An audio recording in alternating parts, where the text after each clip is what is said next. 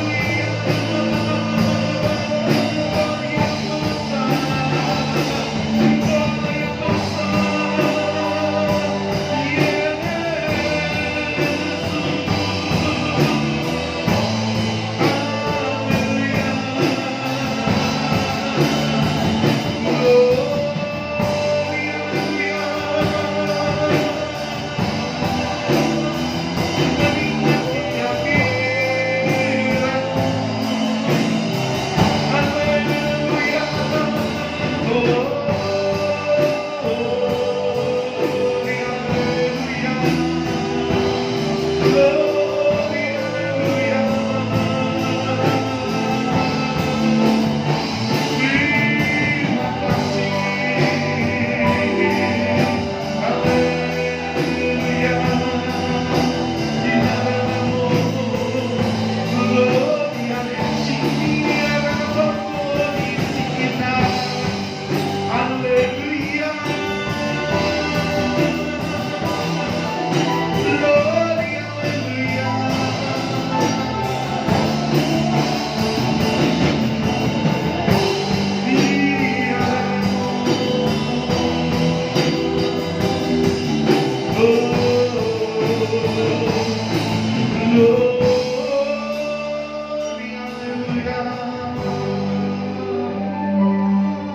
Terima kasih Tuhan.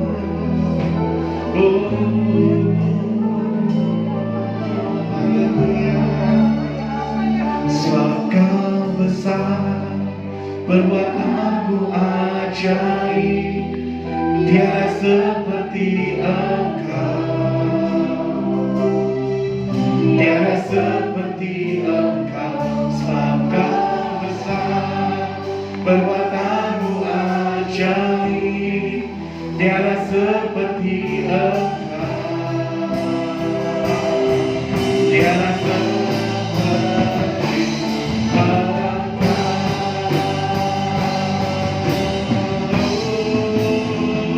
Sebab Kau besar, perbuatanmu ajaib, tiada seperti Engkau,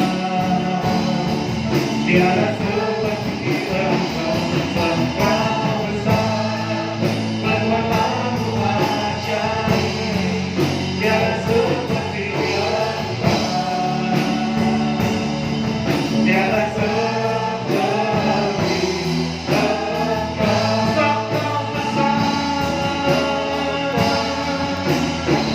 sebab Kau besar, perbuatanmu ajaib, tiada seperti Engkau, tiada seperti Engkau. Sebab Kau besar, perbuatanmu ajaib, tiada seperti Engkau, tiada seperti Engkau, tiada seperti Engkau, tiada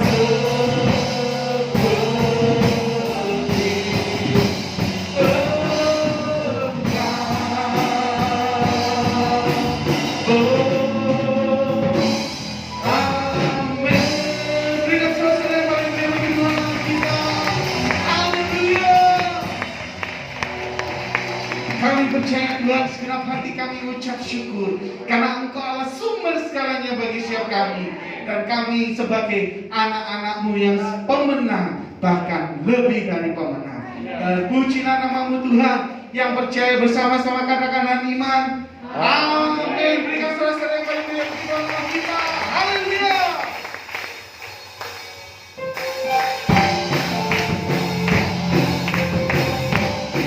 Oh, haleluya.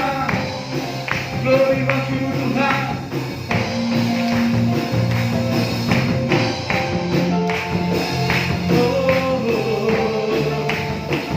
Mari kita katakan, lebih dari pemenang,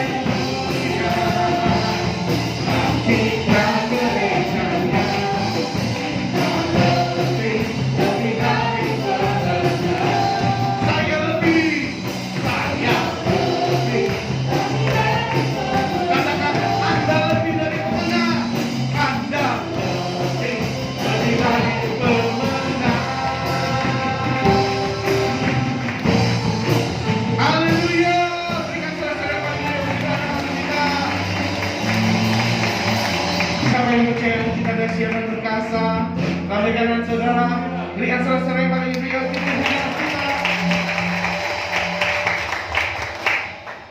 Sebenarnya kita akan berkati oleh firman Tuhan. Biarlah firman Tuhan yang menjadi rema di dalam setiap kehidupan kita. Dan dimanapun kita berada, kita selalu diingatkan bahwa jalan firman Tuhan itu adalah jalan yang terang bagi setiap kita. Dalam skala perkara Tuhan punya rencana yang lebih besar, yang lebih besar dari semua yang terpikirkan. Apapun yang kau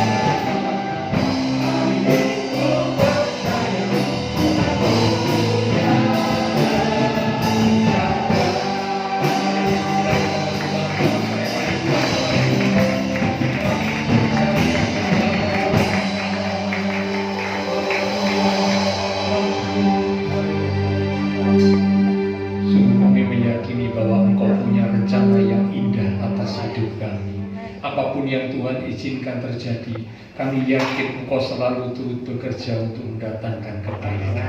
Karena itu biarlah iman kami tetap teguh di dalam Engkau Tuhan.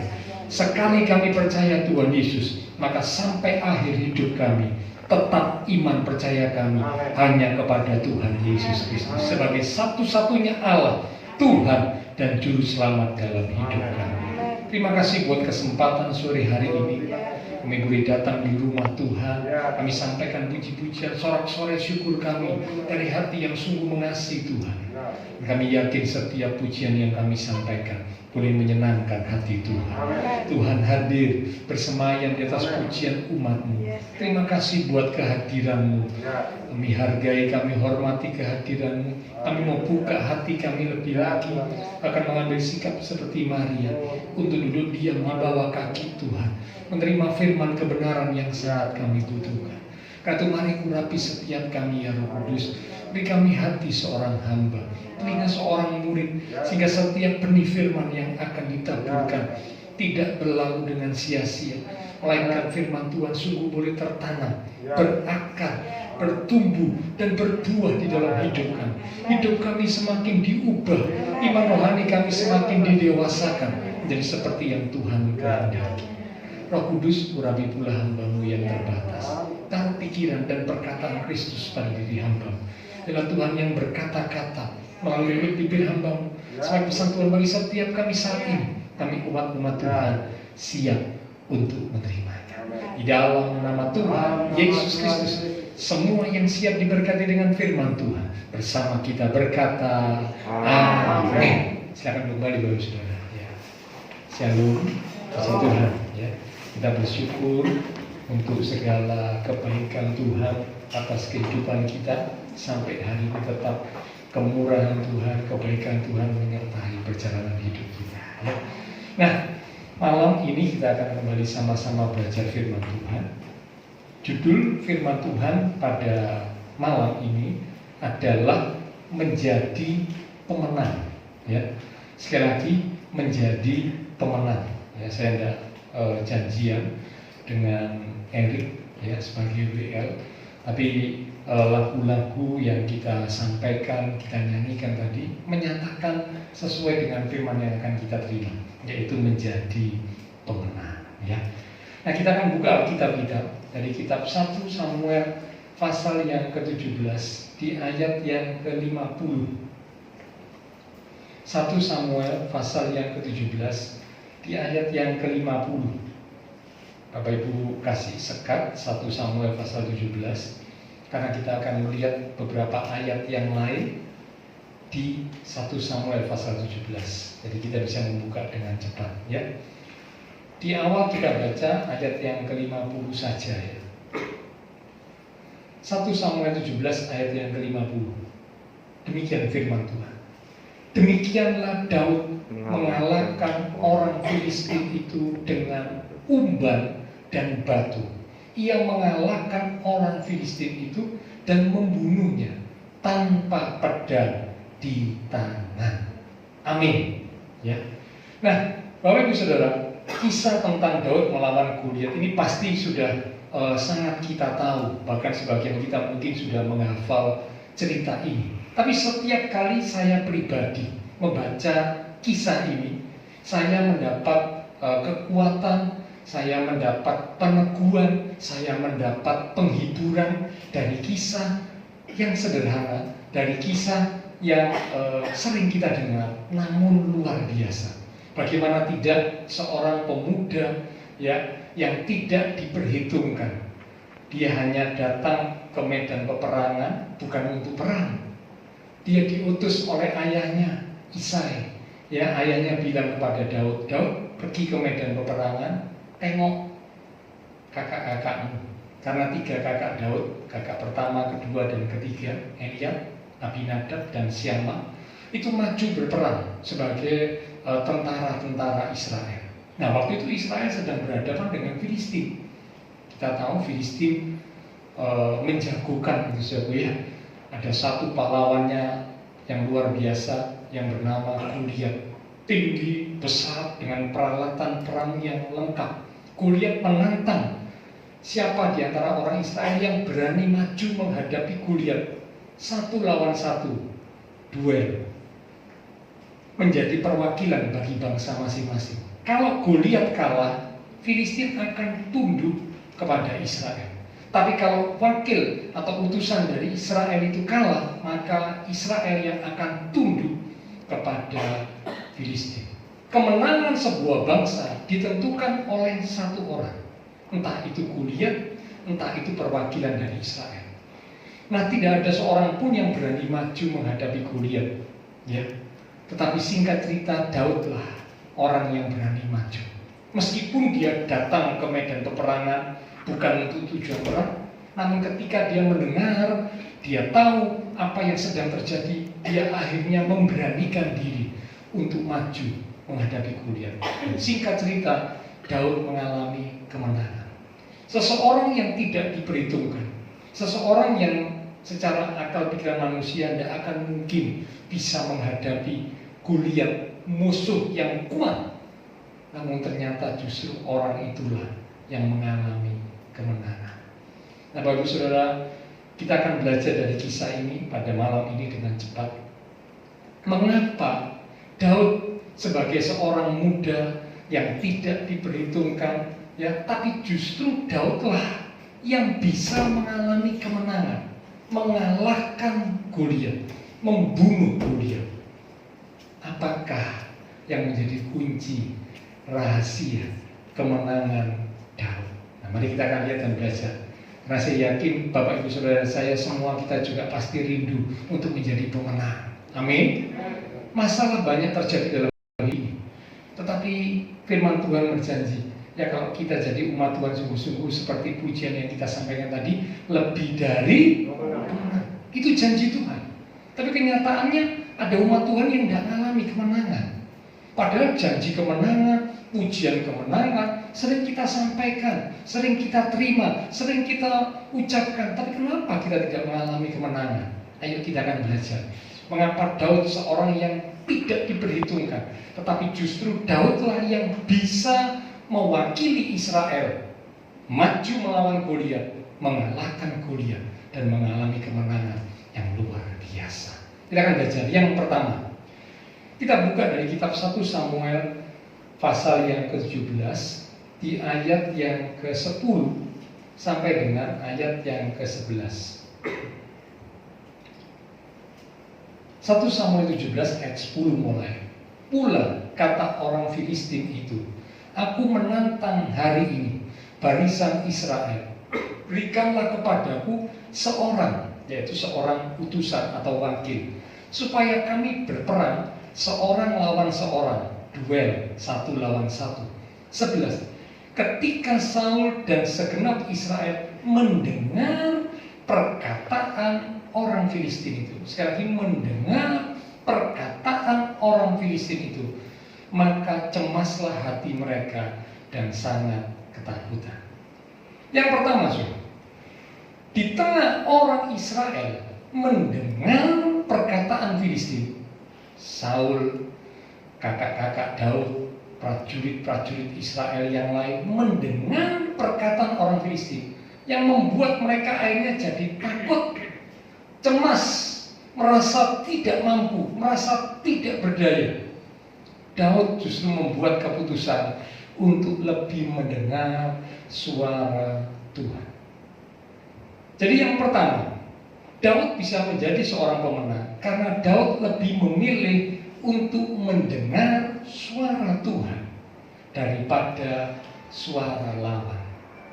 Sekali lagi, lebih memilih untuk mendengar suara Tuhan daripada suara lawan. Saul, orang Israel yang lain, memilih untuk mendengar suara lawan, suara musuh, suara Goliat. Mereka jadi semakin lemah, mereka jadi semakin tidak berdaya, mereka jadi putus asa, mereka jadi semakin takut.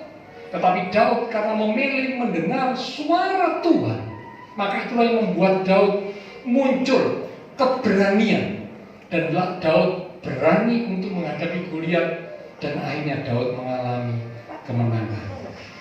Mungkin bisa dimatikan dulu, ya. Nggak tahu cara matikan, tapi yang pasti jangan dibanting ya. Kalau dibanting nanti sayang ya.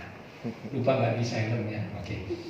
Jadi yang pertama, pilihlah untuk mendengar suara Tuhan daripada suara lawan, musuh ataupun masalah yang sedang kita hadapi. Suara lawan, suara musuh yang kita dengar justru membuat Bapak Ibu Saudara dan saya semakin drop, semakin jatuh, semakin lemah, semakin takut, semakin tidak berdaya. Tapi kalau dengar suara Tuhan seperti yang Daud lakukan, saya mau katakan iman kita akan dibangkitkan. Roma 10 ayat 17 berkata, iman timbul dari pendengaran, pendengaran akan firman Tuhan. Siapa yang mendengar firman Tuhan, siapa yang mendengar suara Tuhan, imannya akan dibangkitkan, jadi kuat, jadi berani untuk bertindak dan siap untuk mengalami kemenangan. Jadi yang pertama, saudara, pilihlah untuk mendengar suara Tuhan daripada suara lawan, seperti yang Daud lakukan. Yang kedua, Kisah Para Rasul pasal 2 di ayat yang ke-25. Kisah pasal yang kedua di ayat yang ke-25. Demikian firman Tuhan. Sebab Daud berkata tentang dia, yaitu Daud berkata tentang Tuhan, aku, Daud, senantiasa memandang kepada Tuhan. Stop sampai sini. Aku, Daud, senantiasa. Kata senantiasa itu berarti terus menerus, selalu, berulang kali, tidak berhenti, tidak berkeputusan, memandang Tuhan. Yang kedua, mengapa Daud bisa mengalami kemenangan meskipun seorang yang tidak diperhitungkan? Karena yang kedua, Daud lebih memilih untuk memandang Tuhan daripada memandang lawan atau masalahnya. Kalau Bapak Saudara lihat masalah kita, semakin masalah itu dilihat, saya percaya masalah itu akan semakin besar di hadapan kita. Semakin dilihat, semakin rasa besar. Semakin dilihat, semakin merasa tidak berdaya. Tapi kalau Bapak Ibu Saudara memilih untuk melihat dan memandang kepada Tuhan, maka saya percaya kita akan melihat kebesaran Tuhan yang luar biasa. Tadi pujian berkata, sebab kau besar, perbuatanmu ajaib. Kalau kita pandang Tuhan, kita melihat kebesaran Tuhan, maka perbuatan Tuhan yang ajaib, saya yakin pasti terjadi dalam hidup kita. Ya, jadi yang kedua, Daud memilih untuk memandang Tuhan daripada memandang lawan, memandang musuh, ataupun memandang masalah. Yang ketiga sekarang, 1 Samuel pasal 17 di ayat yang ke-45. 1 Samuel pasal yang ke-17 yang tadi Bapak Ibu beli sekat tadi ya, di ayat yang ke-45. Demikian firman Tuhan. Tetapi Daud berkata kepada orang Filistin itu, engkau mendatangi aku dengan pedang dan tombak dan lembing. Tetapi aku, Daud, mendatangi engkau, Goliat, dengan nama Tuhan semesta alam, Allah segala barisan Israel yang kau tantang itu. Bapak Ibu Saudara, secara pikiran manusia, kalau mau berperang, maka seharusnya peralatan perang menjadi senjata yang penting.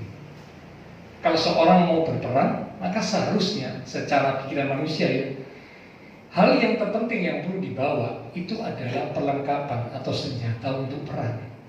Karena bagaimana mungkin mau perang tapi tidak bawa senjata?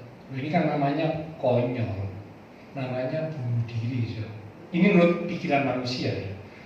Nah, Goliat memang siap untuk perang karena itu dia bawa semua perlengkapan senjata perangnya dibawa. Ya, Daud berkatakan itu. Goliat bawa pedang, bawa tombak, bawa lembing. Ini nggak dia ceritakan juga ya, disebutkan ada bawa perisai. Ya, banyak yang dibawa perlengkapan perang, peralatan perang banyak dibawa oleh Goliat. Karena Goliat memang siap mau duel.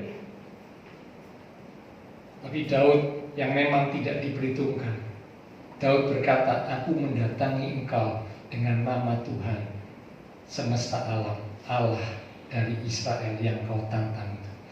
Yang ketiga, saudara, mengapa Daud seorang yang tidak diperhitungkan, tapi justru mengalami kemenangan, mengalahkan Goliat? Yang ketiga, Daud tidak peduli siapa yang dihadapi. Daud tidak peduli apa yang dihadapi. Tetapi yang penting bagi Daud adalah siapa yang menyertai dirinya. Sekali lagi, Daud tidak peduli siapa yang dihadapi. Daud tidak peduli apa yang dihadapi. Tetapi bagi Daud yang terpenting adalah siapa yang menyertai dirinya. Karena itu dia berkata, aku mendatangi engkau Goliat dengan nama Tuhan semesta alam, Allah barisan Israel yang kau tantang itu. Kunci kemenangan bukan ditentukan oleh lawan kita mungkin kecil, lawan kita mungkin remeh, ya, lawan kita mungkin ya gampang untuk dihadapi. Kunci kemenangan bukan ditentukan oleh ukuran lawan, tetapi kunci kemenangan umat Tuhan ditentukan oleh siapa yang menyertai umat Tuhan. Kalau kita disertai oleh Allah yang maha besar, Allah yang maha kuasa, yang sanggup melakukan segala perkara, maka saya yakin Allah yang maha besar, maha kuasa yang menyertai kita, itu pasti akan menolong dan memberikan kemenangan buat kita. Satu lagu berkata, Tuhan yang menyertai kita, Allah maha kudus, Allah maha kuasa. Berjalan melewati api, tidak dihanguskan. Berjalan melewati air, tidak dihanyutkan. Ada kan pujian itu? Kenapa? Karena Tuhan yang beserta kita. Jadi tidak penting siapa yang dihadapi, apa yang dihadapi, tidak soal, tidak masalah. Tapi yang terpenting adalah siapa yang menyertai kita, itu yang terpenting. Dan Daud sadar benar akan hal ini. Yang keempat sekarang, yang terakhir, ini kuncinya, ya. Jadi kalau yang pertama tadi Daud lebih memilih untuk mendengar suara Tuhan daripada suara lawan. Yang kedua, Daud lebih memilih untuk memandang kepada Tuhan daripada memandang kepada lawan atau masalah. Yang ketiga, bagi Daud tidak peduli siapa yang dihadapi, apa yang dihadapi, tidak penting. Tapi yang terpenting adalah siapa yang menyertai dirinya. Itu yang paling penting. Yang keempat sekarang, yang terakhir. Mengapa Daud bisa mengalami kemenangan meskipun seorang yang tidak diperhitungkan? Karena yang keempat, Daud memperkatakan kemenangan dan bukan kekalahan. Sekali lagi, Daud memperkatakan kemenangan dan bukan kekalahan. Mari kita buka 1 Samuel pasal 17 di ayat yang ke-32. 1 Samuel pasal yang ke-17 di ayat yang ke-32. Berkatalah Daud kepada Saul, janganlah seseorang menjadi tawar hati karena dia. Hambamu ini akan pergi melawan orang Filistin itu. Lompat ayat 37.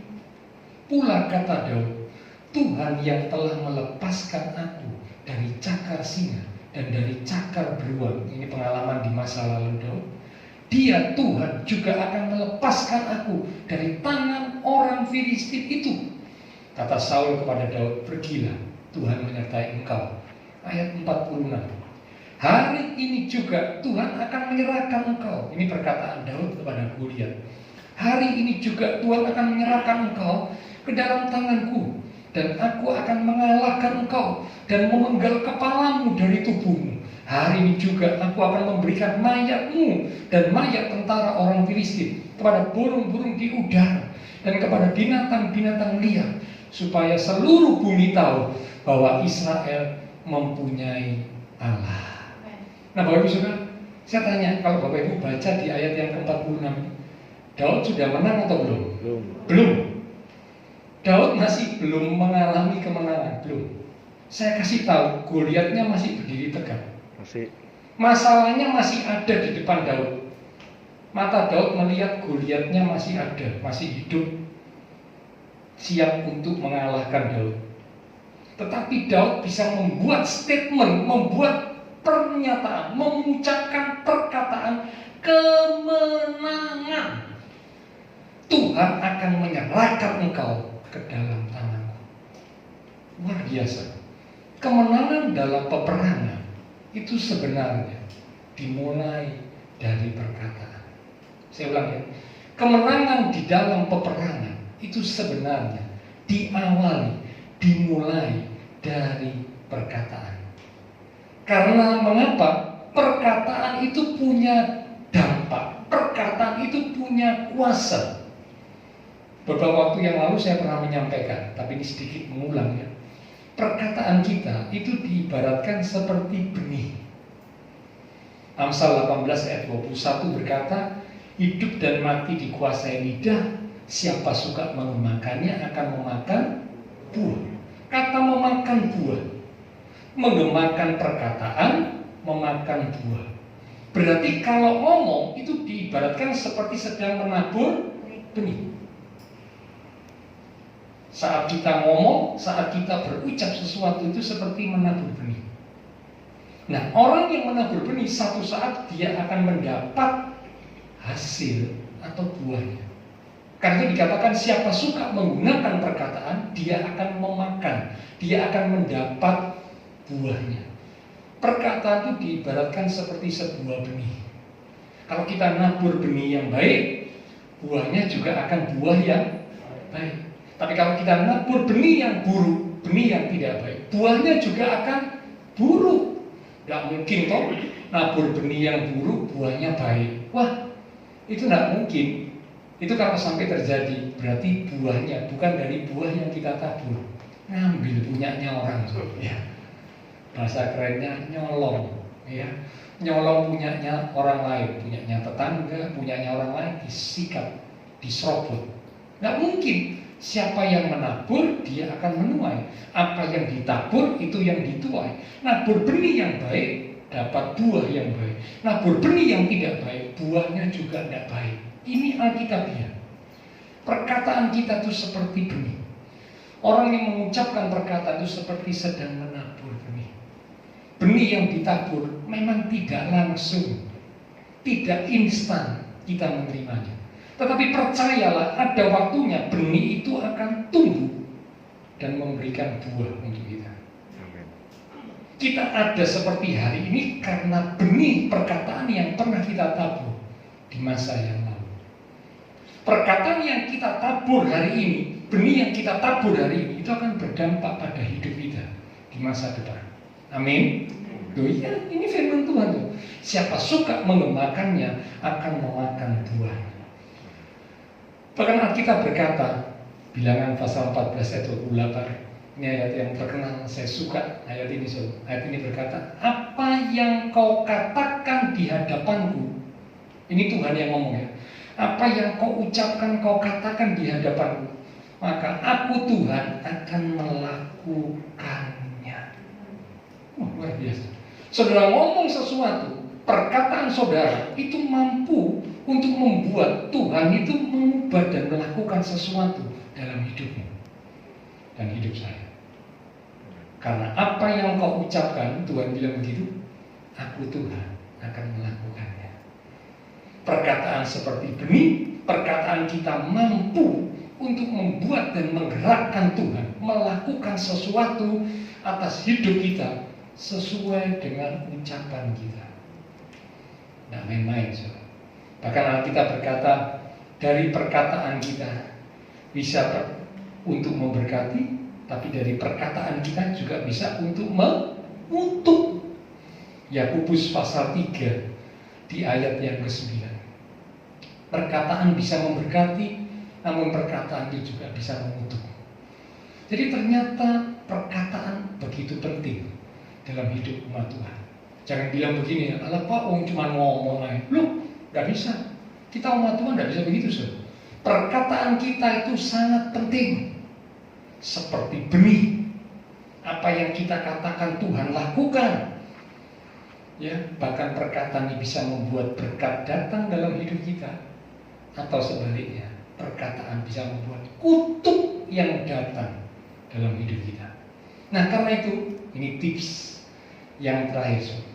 Supaya berkat yang datang dalam hidup kita, bagaimana?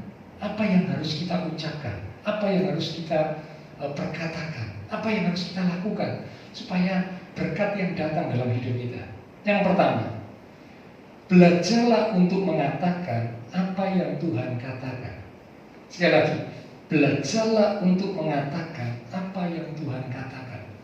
Yosua 1 ayat 8 berkata, janganlah engkau lupa memperkatakan kitab Taurat ini. Dengan kata lain Tuhan bilang, belajar ucapkan perkataan yang Tuhan katakan. Belajar ucapkan firman Tuhan.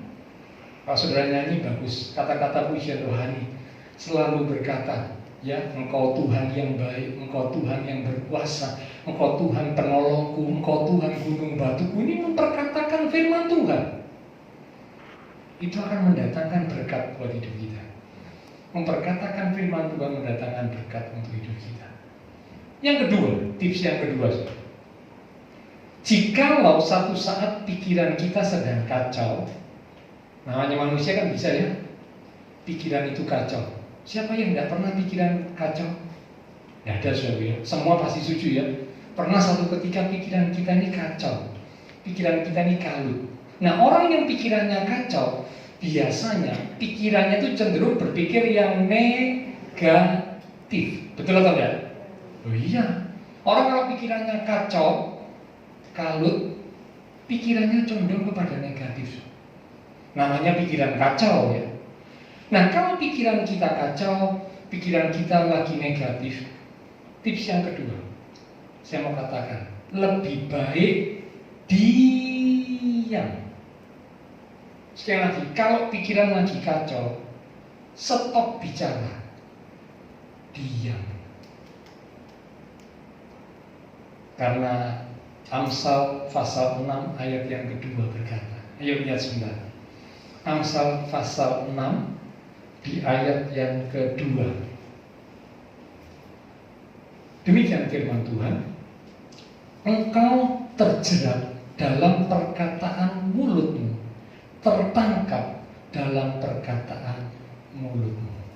Kalau pikiran kita negatif, lalu ngomongnya juga pasti cenderung negatif. Nah, karena pikirannya negatif, ngomongnya juga cenderung negatif. Nah, dikatakan Amsal 6 ayat 2, engkau akan terjerat dalam perkataan mulutmu. Bukan perkataan orang lain. Perkataan diri kita mendatangkan jerat, perangkap yang akan menghancurkan hidup kita. Karena itu tadi saya katakan, kalau pikiran lagi kacau, lebih baik diam. Karena diam itu, Alkitab berkata, diam itu diibaratkan seperti emas. Diam itu sesuatu yang berharga. Kalau bisa ucapkan yang positif, ucapkan firman Tuhan. Tapi kalau lagi pikiran kacau, ini pikiran lagi tidak karu-karuan, so, diam. Jangan ngomong dulu, diam. Mungkin ada yang ngajak bicara, saudara bisa menjawab dengan tegas dan baik ya. Maaf, saya masih belum bisa diajak bicara, nanti saja ya.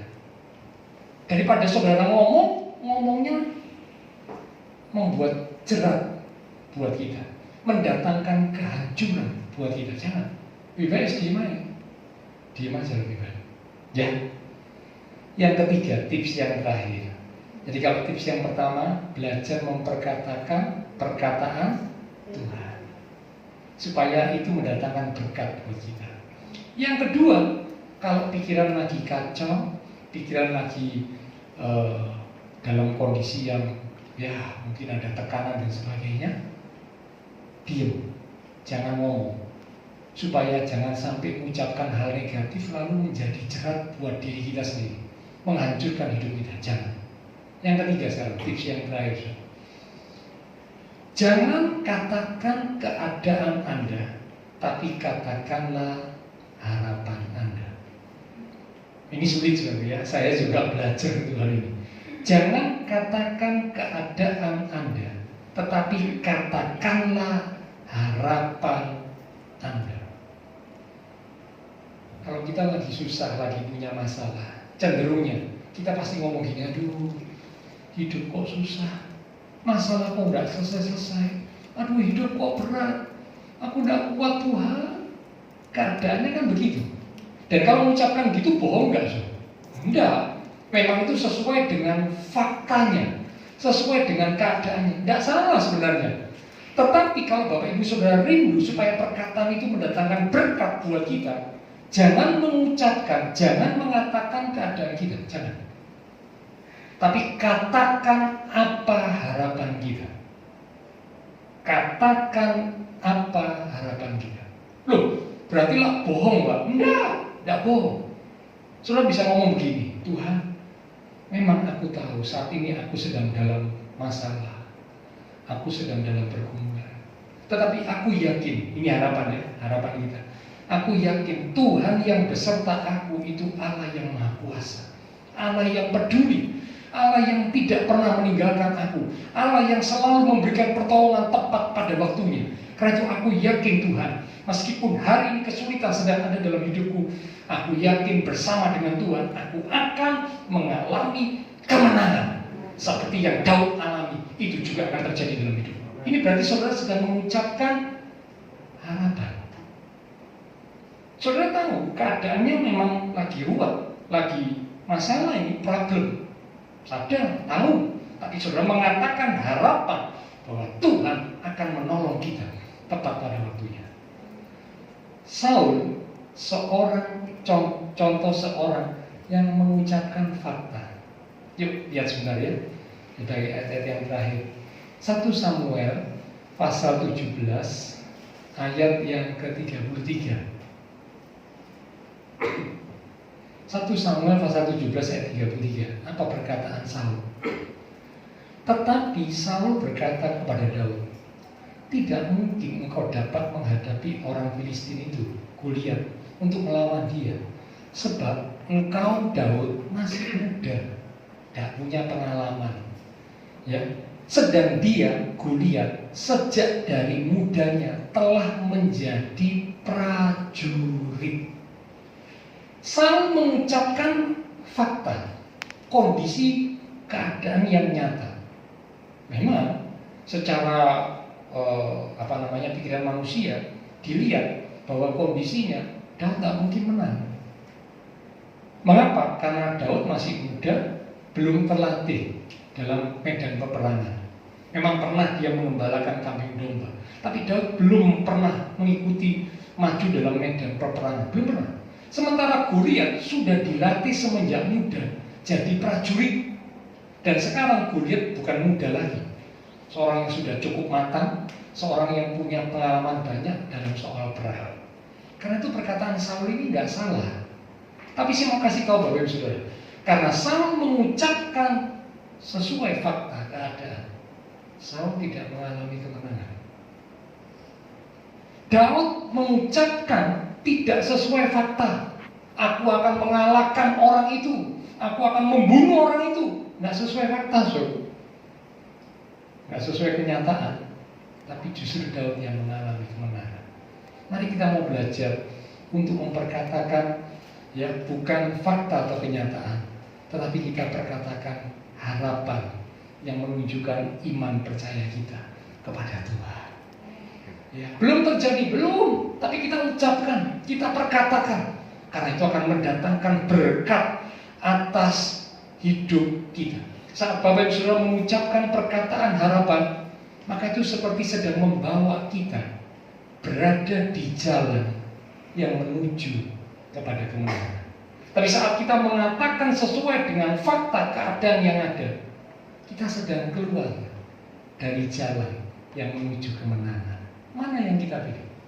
Mau berada di jalan menuju kemenangan atau berada di jalan keluar, jalan yang bukan menuju kemenangan, tapi sebaliknya kekalahan, kehancuran. Saya yakin kita pasti pilih, saya mau berada di jalan yang menuju kemenangan.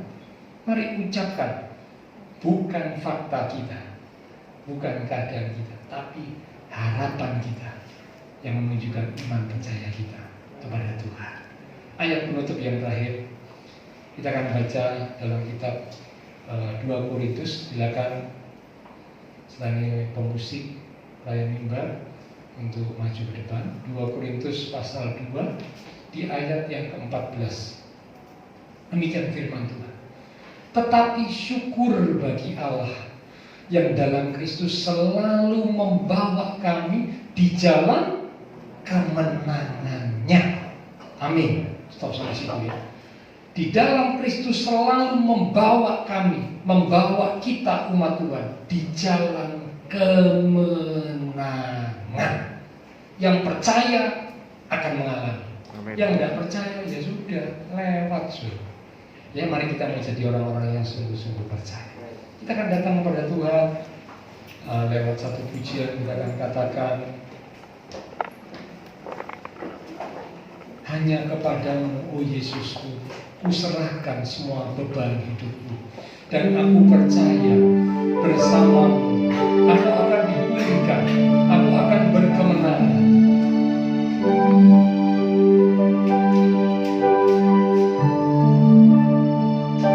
Hanya kepadamu, oh Yesusku, kuserahkan semua beban hidup. Katakan, dan aku percaya, bersamamu ku dipulihkan, ku berkemenangan sekarang. hanya kepadamu, hanya kepadamu,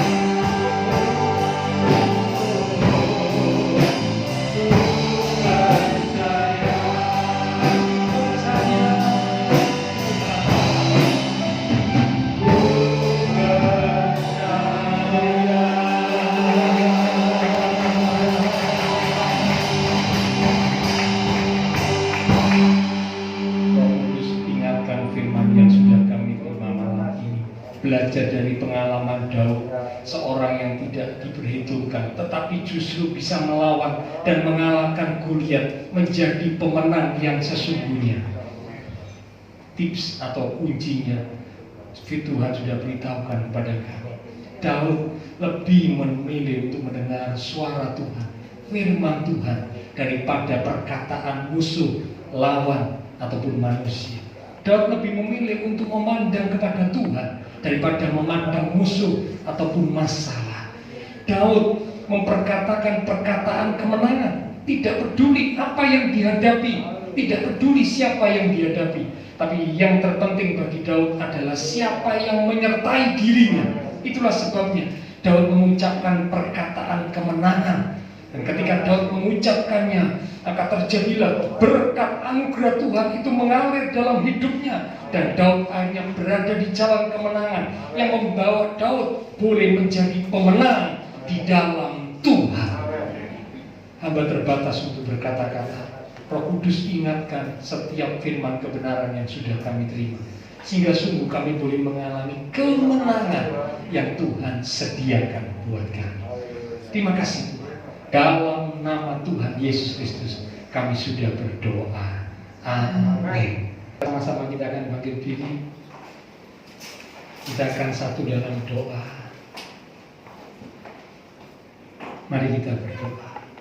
Terima kasih Tuhan. Hari ini kami bersyukur Tuhan memberkati setiap kami dengan firman Tuhan, karena Tuhan ingin supaya setiap kami yang hadir boleh menjadi pemenang. Kami mau latih diri kami memperkatakan perkataan kemenangan seperti yang dialami Daud, seperti yang Nivia alami, karena perkataan positif kemenangan yang diucapkan oleh seseorang. Demikian juga kami juga mau belajar untuk mengucapkan, memperkatakan perkataan kemenangan. Maka kami yakin bagian Tuhan yang akan melakukan perkara yang dahsyat, ajaib dan luar biasa. Menurut manusia tidak bisa terjadi, tapi bagi Tuhan tidak ada yang mustahil. Terima kasih Tuhan. Kami percaya semua kami yang hadir sudah diberkati Tuhan. Tambahkan kapasitas kami untuk boleh siap menerima berkat Tuhan yang lebih lagi, sehingga ketika diberkati kami boleh semakin dekat dan mengasihi Tuhan. Kami berdoa buat teman-teman seiman kami yang tidak bisa hadir, untuk mereka-mereka yang sakit, Ibu Rini yang kakinya bengkak karena habis jatuh dari sepeda motor, untuk Ibu Gunadi yang juga sakit karena jatuh. Tuhan, kami berdoa untuk nama-nama ini, baik untuk Ibu Magdalena dan teman-teman seiman kami yang lain. Kami satukan hati dan iman kami berdoa dalam kuasa Tuhan yang ajaib menjamah. Di dalam nama Tuhan Yesus Kristus, oleh bilir Tuhan Yesus, teman-teman seiman kami yang sakit Tuhan sembuhkan, kuatkan, teguhkan iman mereka untuk boleh menerima janji kesembuhan dari Tuhan. Mereka yang lemah dikuatkan, mereka yang susah dihiburkan, agar mereka yang menghadapi masalah, kami yakin bahwa pertolongan Tuhan selalu dinyatakan tepat pada waktunya. Semua yang sudah melayani persembahan yang sudah dipersembahkan, Allah sumber segala berkat akan memberkati kembali berlipat kali ganda. Kami berdoa memberkati bangsa negara kami Indonesia, pemimpin-pemimpin bangsa kami, kota kami Surabaya, akan tetangga lingkungan sekitar gereja Tuhan. Memberkati setiap jemaat Tuhan yang berulang tahun sepanjang minggu ini, akan memberkati setiap jemaat Tuhan dalam iman rohani, kehidupan keluarga, rumah tangga, pekerjaan, studi. Tuhan berkati sehingga apa yang dikerjakan oleh umat-Mu sungguh boleh dibuat Tuhan menjadi berhasil. Tuhan yang dipermuliakan. Kami mengucap syukur juga Tuhan oleh anugerah Tuhan anak hamba-Mu Nivia. Oh, boleh menerima satu hal yang tidak terduga, ialah ini membawa Nivia boleh semakin dekat dan mengasihi Tuhan, sadar bahwa Tuhanlah segala-galanya dalam hidupnya. Dan ini juga boleh menjadi satu kesaksian buat kami, memotivasi setiap kami untuk lebih sungguh-sungguh di dalam Tuhan. Engkau menyediakan yang terbaik, yang tidak terpikirkan, itu Tuhan sediakan buat kami yang lebih lagi mengasihi Tuhan. Terima kasih Tuhan. Sebentar kami akan berpisah satu dengan yang lain. Lindungi, sertai dan hentar kami sampai kami tiba di tempat tujuan kami masing-masing dengan selamat. Bapak, Ibu, Saudara yang dikasihi Tuhan, mari bersama kita akan pulang kembali ke dalam keluarga, rumah tangga, pekerjaan, studi, dengan membawa berkat anugerah damai sukacita yang melimpah dari Allah Bapa Surgawi, kasih Tuhan Yesus Kristus dan persekutuan dengan kuasa Roh Kudus harus memimpin nuntun langkah kehidupan setiap kita. Dan terus menaik kita sekalian mulai malam ini sampai Maranatha Tuhan Yesus datang kembali. Di dalam nama Tuhan Yesus Kristus, semua yang percaya diberkati Tuhan. Mari bersama dengan iman kita berkata, amin. Saudara yang paling